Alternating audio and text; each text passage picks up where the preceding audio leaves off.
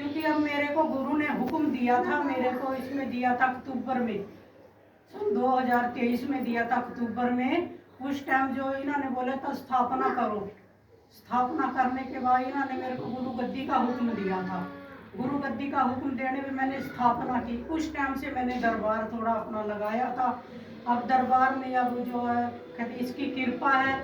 इधर ये जो मोदी जी ने वो की प्राण प्रतिष्ठा, उसमें जो जो भी विधान जो विधि ने रचाया, जो भी अपना खेल, तो उधर प्राण प्रतिष्ठा हो रही थी, इधर दासी को सारी शक्तियां हासिल हो रही थी।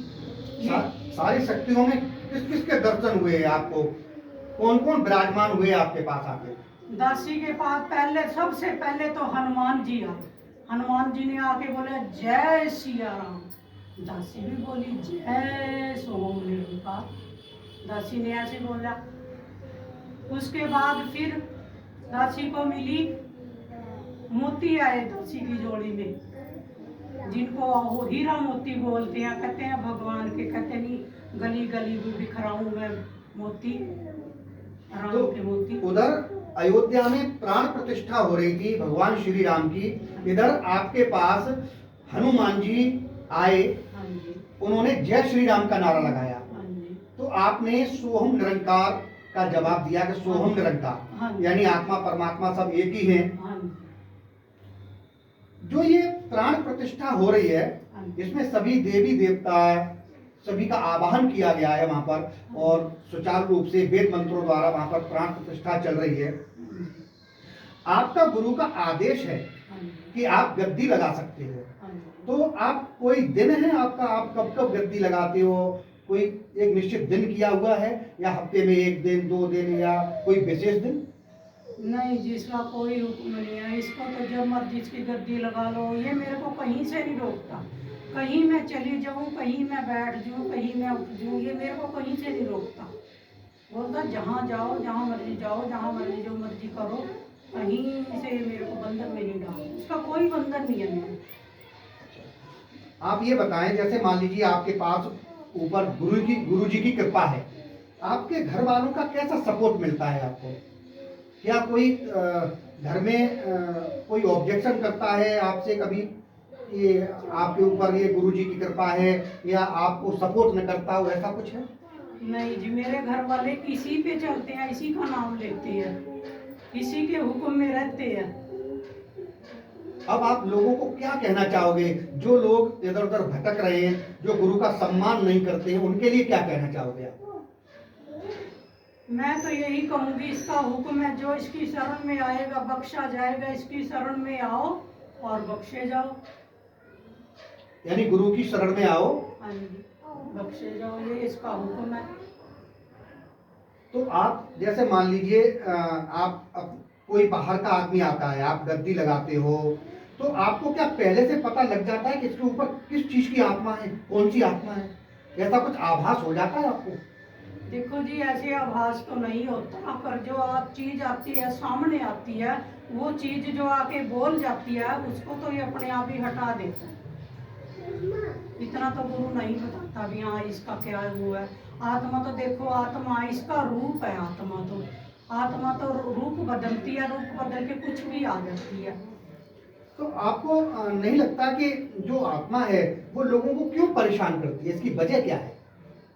अब देखो जी, जिसके जैसे कर्म है, कर्मों के हिसाब से आत्मा को मिलता है, फल मिलता है। कहीं तो आत्मा मुक्ति ले लेती है, इससे कहीं नहीं भी लेती।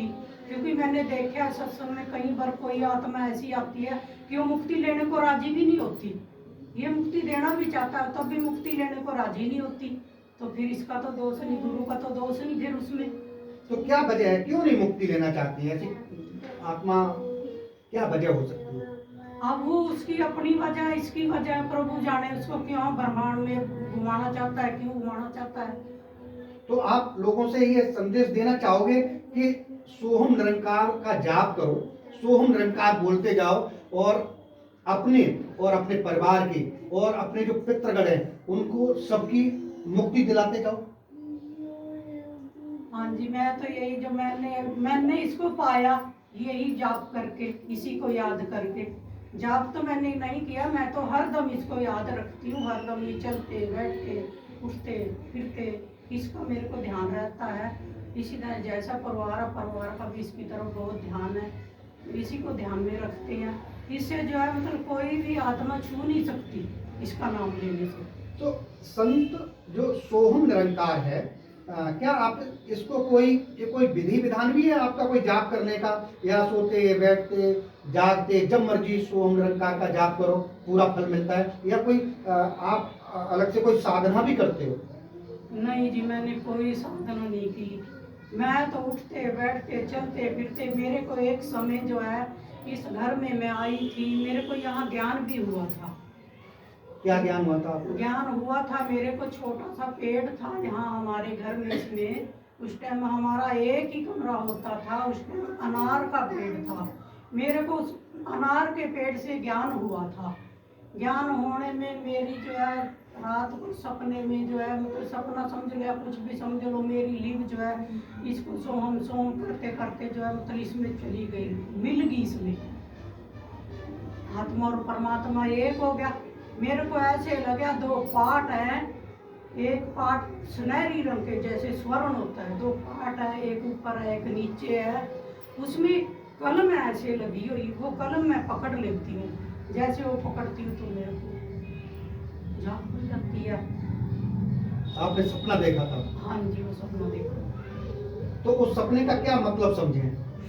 जो उस दो पार्ट थे, बीच में कलम थी, तो उसका क्या मतलब समझे? उसका आपने क्या मतलब निकाला था उसका? उसका मतलब तो मैंने ये निकाला था, फिर मेरे को आया सपना, मेरे